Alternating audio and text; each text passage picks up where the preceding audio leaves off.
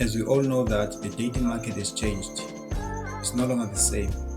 It's quite obvious to notice that. But there are certain things that are still the same. They've not changed, they've remained the same. If they have changed, it's just a slight change. But in general, it's still the same.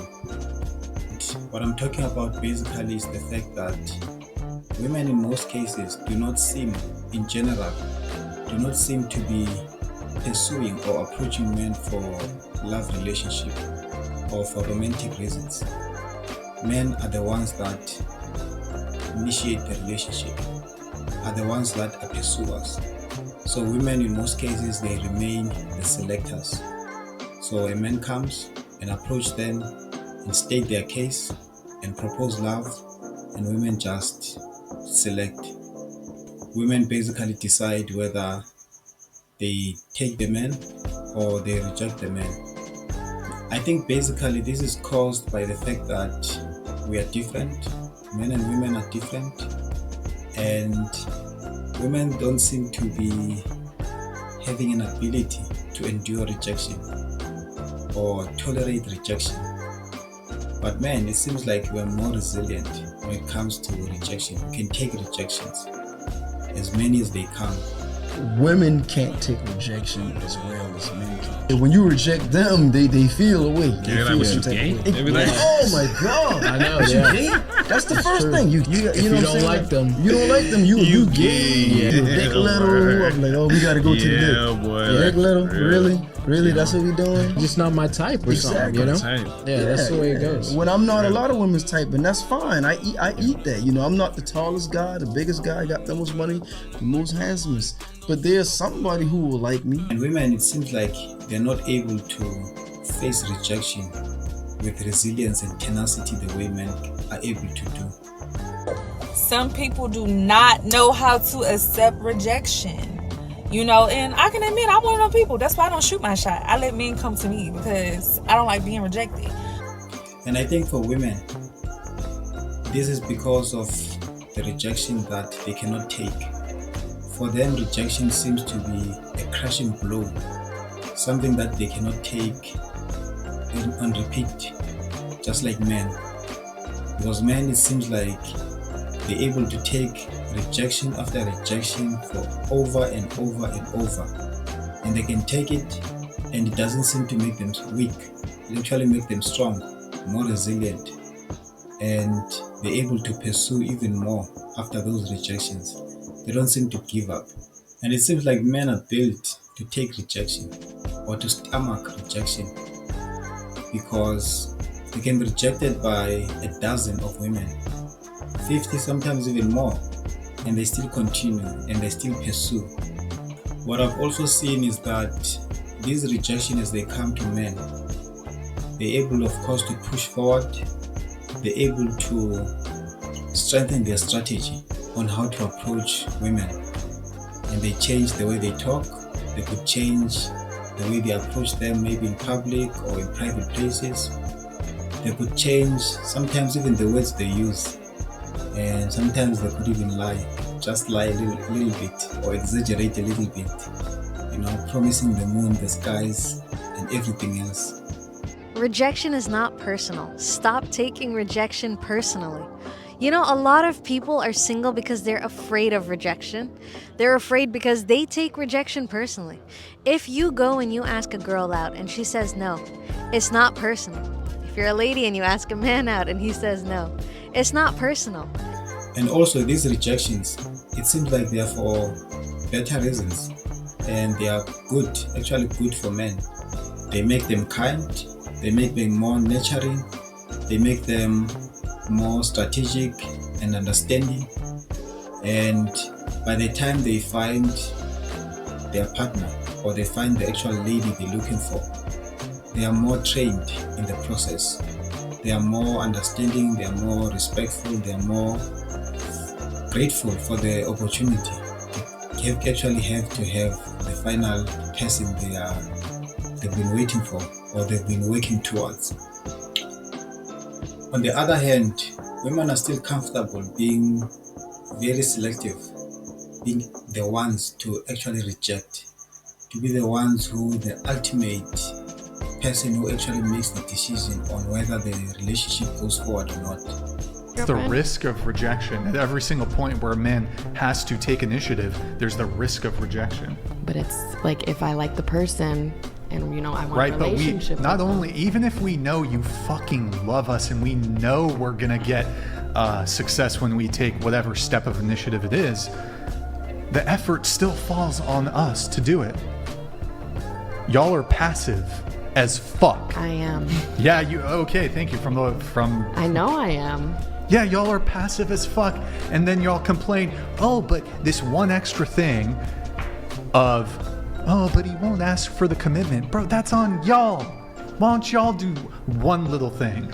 Yeah, so then they suck at communication because you're not communicating whatsoever. And I think one of these reasons is that they don't want to initiate the relationship, because of course if you initiate the relationship, it means you're the one who actually leading the relationship. And you need to maintain that. You need to maintain not only starting the relationship, but also maintain the actual relationship itself as a leader. That means you carry the burden. You're the one who's setting the pace of the relationship. You're the one who have to carry all the emotional burdens and all other things that comes with being a leader of the relationship.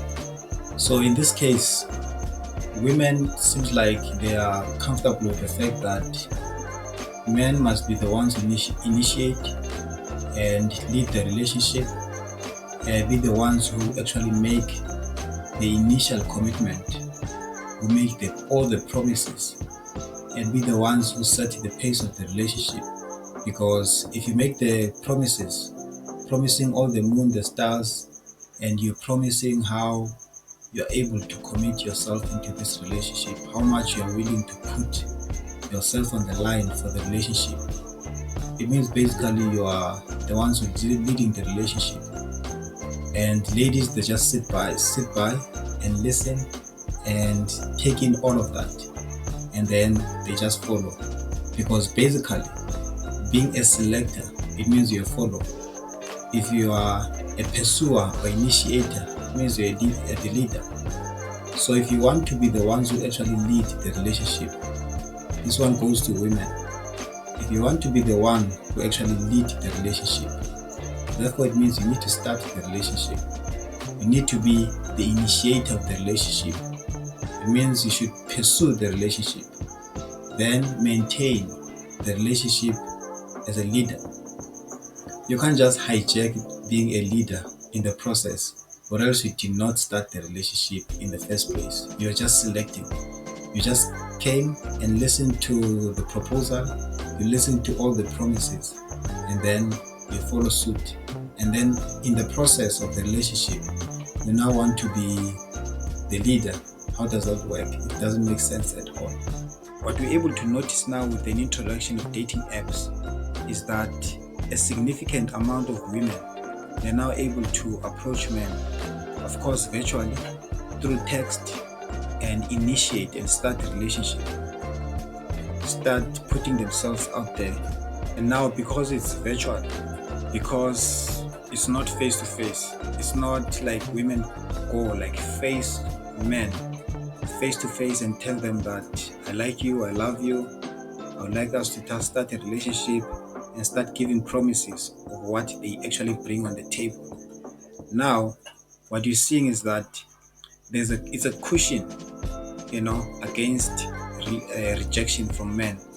Because now, even if it's a rejection, it's not as hard, it's not as tough, it's not as brutal as it would have been if someone actually tells you on the face and tells you and say, no, I'm not interested, no, I don't want, no, can't give you my number, no, I'm not interested, I don't want you, I don't like you, I don't want someone like you, I don't like this, I don't like that, that's why I'm not choosing you.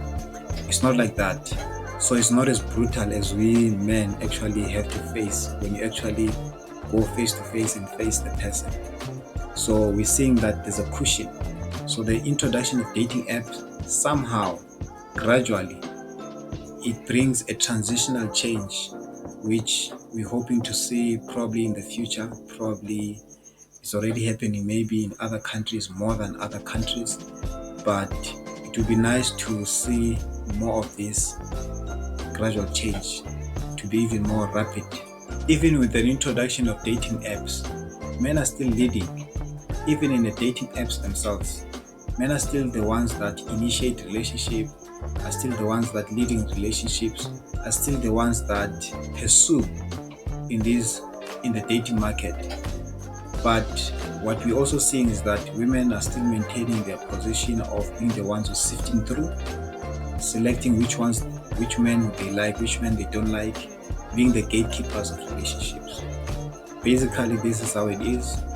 Women are gatekeepers of relationship, gatekeepers of even their sexual acts, gatekeepers of most things. They're not the ones even initiating, even when it comes to the sexual acts or relationships or anything that has to do with romance. So what we're seeing is that even in the digital age, women are still comfortable being the ones that are selectors, gatekeepers of the relationship and all of that. Because there's this one thing that I believe they fear more than any sickness or disease: rejection. They fear rejection like it's a sickness or disease. That's what I'm thinking, I'm assuming, but I may be wrong. There might be something else that we are seeing that is a cause of all of this. In conclusion, it would actually be nice if every woman will actually taste being the ones who initiate the relationship and being the ones that actually feel the rejection, the way men actually feel the rejection every single day of their lives. I wouldn't want women to maintain that position. I still enjoy my privilege. I still think men enjoy that privilege of being the ones who initiate the relationship and actually lead the relationship. But it would be nice if you could actually give 15 days or 30 days or even a year of women actually tasting this medicine, this bitter medicine that they've been making us to taste for years, and feel it. Maybe, who knows, maybe there will be some understanding. They will have some understanding on what men are going through. And sometimes these trivial rejections, maybe they will end. Who knows? We'll see. So I'm not going to sit here and tell you you're not going to get rejected. Of course you're going to get rejected. I'm going to send you out to be rejected. Sometimes we make it very personal, we make it about ourselves, and that's when we start saying, well, if someone that great didn't want me, then there must be something wrong with me. I must not be as great as that person. We take this person and we make them a global representation of what the world must think, instead of seeing them as a person, an individual, or seeing this as a moment. Like if we want somebody and then that person didn't want us back, now that's going to turn us off because everyone should have wanted me and the next person might not want me either. Well, the truth is there are many people who aren't going to want us. But what are you more fearful of, getting rejected again or living your life in a cave? I guess being in a cave. The biggest waste of life is life wasted on these kinds of negative ideas that stop you doing things.